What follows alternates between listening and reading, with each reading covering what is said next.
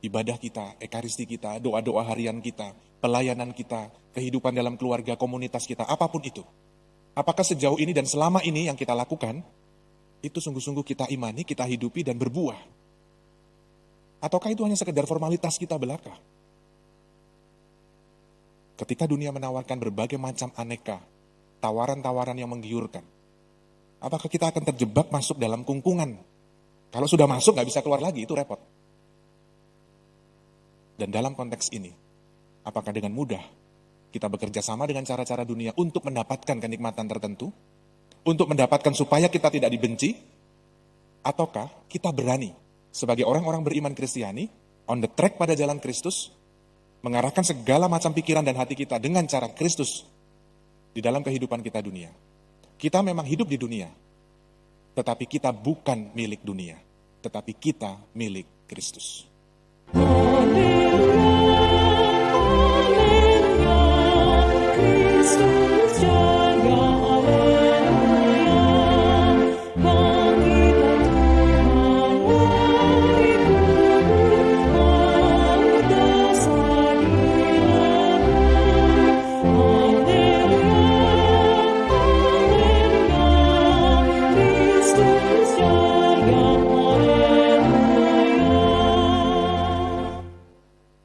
Dalam nama Bapa dan Putra dan Roh Kudus. Amin. Amin.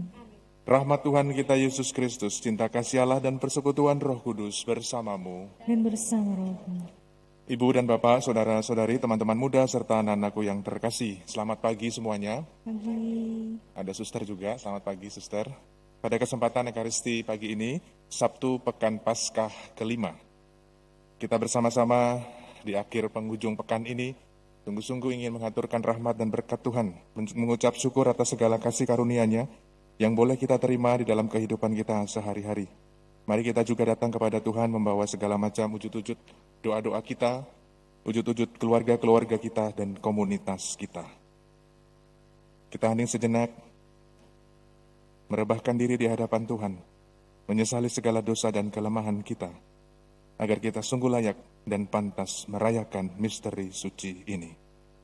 Ibu dan Bapak, saudara-saudari yang terkasih, kira-kira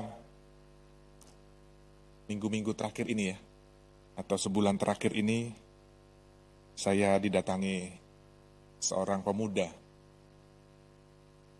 Ya tidak terlalu muda, juga tidak terlalu tua gitu ya. Kalau nggak salah dari daerah selatan Jakarta. Dalam konteks ini, saya memang biasa, karena saya di Komisi Kerasulan Keluarga, ya terima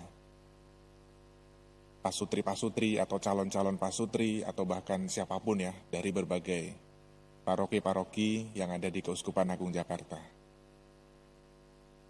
Pemuda ini menarik bagi saya ketika dia bercerita tentang satu pengalaman dalam hidupnya, sampai pada pengalaman menurut dia, sampai pada pengalaman mentok. Mentok itu apa ya? Terbatas gitu ya, sudah nggak bisa ngapa-ngapain lagi. Lalu yang menarik adalah yang dia lakukan di zaman sekarang ini. Dia pergi ke seorang teman yang menurut kabarnya teman ini diberi predikat orang pintar. Saya bilang, wah orang pintar di Indonesia, di Jakarta banyak ya kan. S2, S3, profesor, dan lain sebagainya. Oh bukan itu Romo maksudnya. Orang pintar tanda kutip. Lalu setelah bertemu, ngobrol, diberi solusi, diberi cara-cara bagaimana untuk menyelesaikan persoalannya dan sebagainya.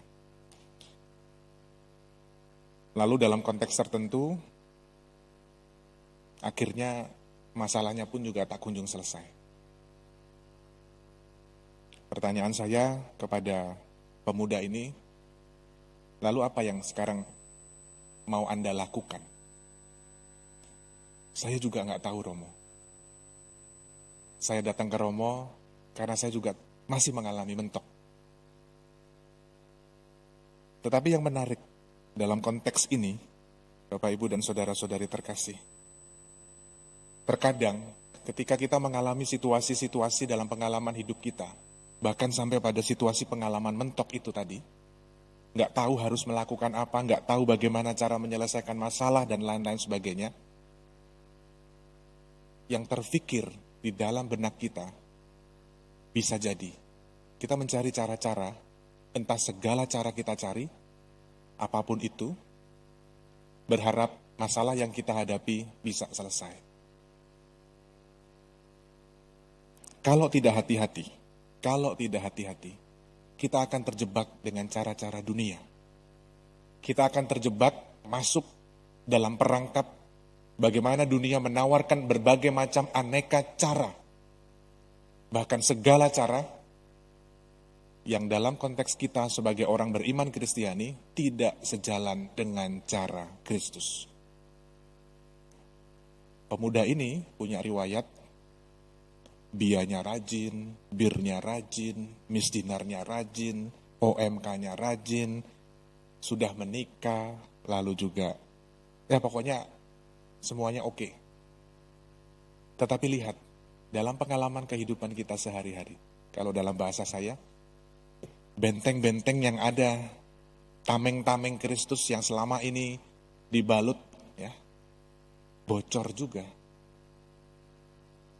Ketika kita tidak teguh, ketika kita tidak punya iman yang teguh yang mendasari kehidupan kita mudah untuk mencari-cari yang lain-lain. Apapun itu.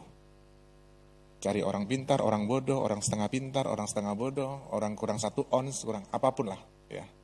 Padahal yang kita tahu, kita punya pegangan yang selalu setia menyertai kehidupan kita. Ini menjadi refleksi bagi kita, khususnya bagi saya, melihat fenomena tanda-tanda zaman yang terjadi dalam kehidupan kita. Kalau dalam bacaan Injil mengatakan bahwa kita memang bukan berasal dari dunia ini. Ketika kita menggunakan cara-cara dunia, segala cara kita gunakan berada di luar jalur iman kita, yaitu menjadi salah satu konsekuensinya. Yesus sendiri mengatakan bahwa dunia membenci Yesus.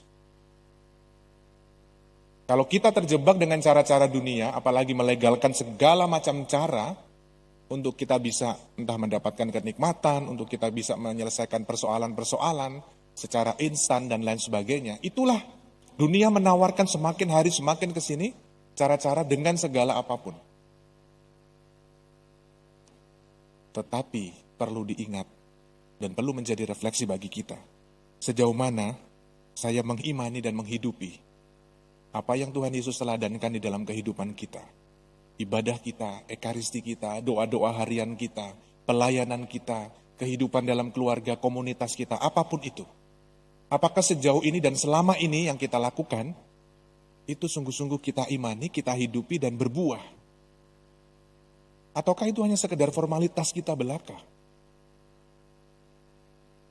Ketika dunia menawarkan berbagai macam aneka, tawaran-tawaran yang menggiurkan, apakah kita akan terjebak masuk dalam kungkungan?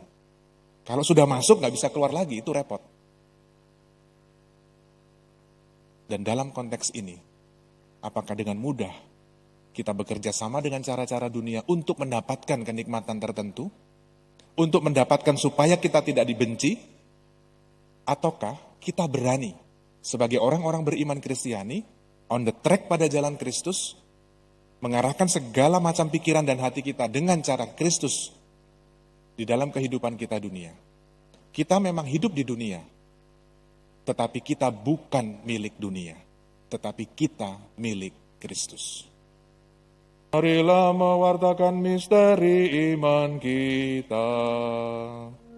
Setiap kali kami makan roti ini dan minum dari piala ini, bapak-Mu Tuhan, kami wartakan hingga Engkau datang. Suster, Ibu Bapak, Saudara-saudariku yang terkasih, terima kasih untuk kebersamaan kita dalam Ekaristi pagi ini.